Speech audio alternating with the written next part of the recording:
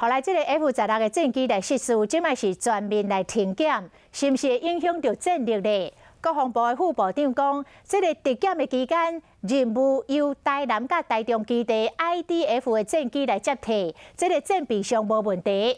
针对外界来传出讲，这位上校夜航训练进前，早起阁去开会，并无充足的时间来休困。副部长讲，这个部分会阁来调查。伊嘛再一次来证实，讲参谋总长黄曙光第一时间就到衡山指挥所来坐镇。有几台警察车、军车入去衡山指挥所，站的嘛有类似状况。发现 F-16失事了后，参谋总长黄曙光亲身坐镇。昨天最主要总长是在1845进到衡山指挥所，那他主要进去的话，最主要是调度搜救的兵力，他的任务可以由 IDF， 也就是由台南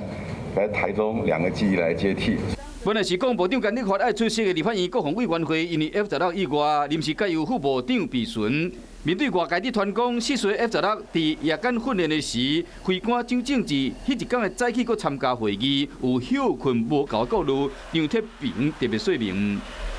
空军的规定是在执行任务前要有8小时的足够的睡眠，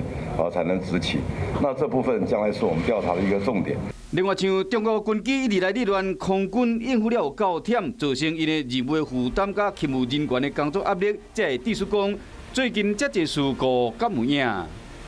其实这个跟事实是完全不符的。主要兵力是嘉义以南的基地，如果这样的贸然的臆测妄自的报道的话，其实这个对